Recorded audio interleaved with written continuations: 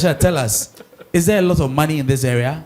Well, say there is enough. There is enough. That sounds like a diplomatic answer.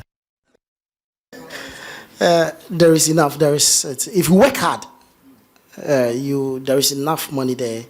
And one thing you should know is this: it's not just always about the direct income, that sense, and all those things. And somebody was talking about branding. You say, if you put yourself, if you work hard, you make sure the brand is there. If somebody's come to our boss that he wants a service, obviously you know who you're going to, and what another person will take. Obviously, know what you will take it to him. So the branding is very important. Aside the AdSense, aside all those direct income and all that, if you brand yourself well, there is a lot of indirect money. You make a lot. That one sometimes even surpasses a lot. That is how it is. So if I say there is money, there is enough. That is if you're willing to do the needful. You work hard, be consistent, you brand yourself, and basically those are the things. And the passion is important. All right. When again, I'm sure we all woke up. And one of the main reasons why we woke up and work there is to equally gain experience, to broaden our horizon about our field, to make more money. So the money bit makes a lot of sense here. Do we make money from this? I think yes. Let me support my brothers by equally adding a bit on the branding thing.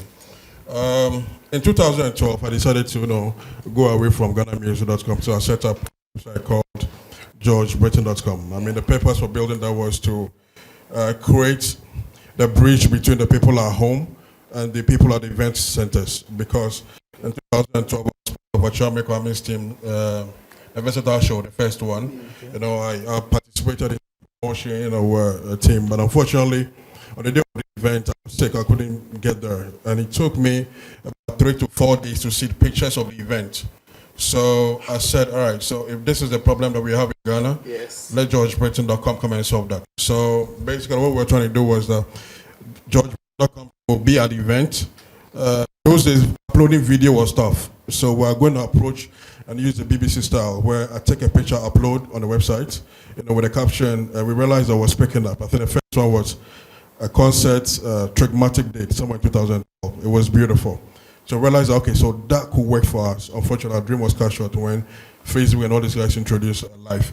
But we realized that, okay, so we positioned ourselves in a way that we could write proposals to company and say, hey, we have a brand called GeorgeBritton.com. It's an online brand, one of the buzzing ones online now. So this is what we do.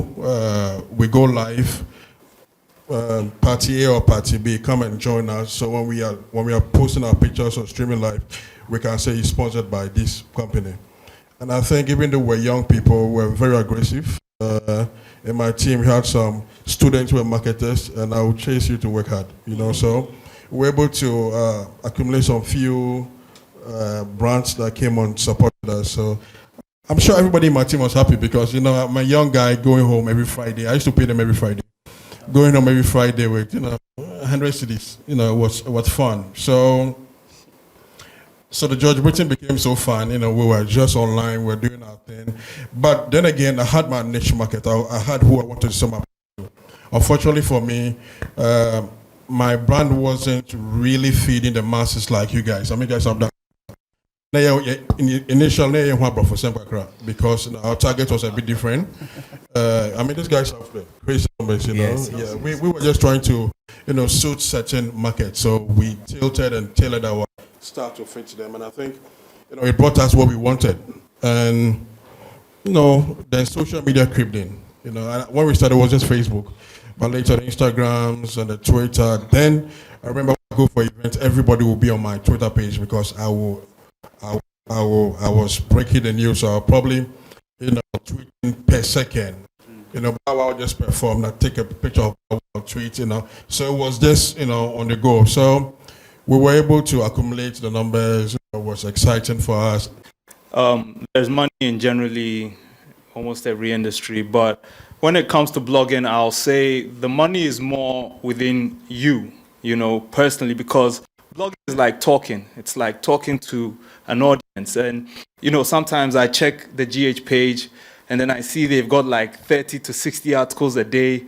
And I'm like, wow. And the most we can do on Fashion Ghana at most is like 12. There's no way we can get all that stuff on. But then we say, okay, if that's what we can get, then what angle are we taking? Because then if you have an angle of your conversation, it doesn't matter whether you wrote the news today, tomorrow, or 1 week later, people are going to want to hear how you approached it. So no matter whether we're late with a story or not, no matter whether it's happened months after, we have our following. And the niche is not just a niche because it's fashion, the niche is a niche because it's us. And so from that, we have our following. I think you have to be very, very decisive. You really have to be also clear about the policies that, you know, surround your business.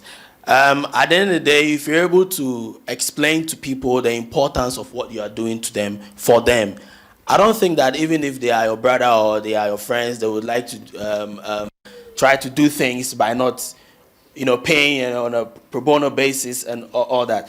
So the branding also comes into place. You really need to position yourself very well.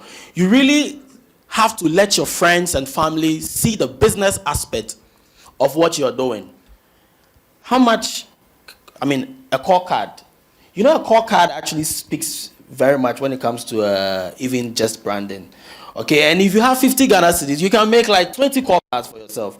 And when I meet my friends, I mean, these are my friends, my colleagues, my classmates, they know me, they have my number, yet I'll still give them my call card. What do you think I'm doing? I'm telling you, I'm letting you have some sort of a perception that if you want to patronize my service, then you have to pay for it.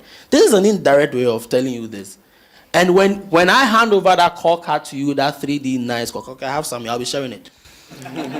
Then you know that, no, actually, this guy has invested in this thing. So if I'm even approaching him to do something for me, then I have to pay him for it.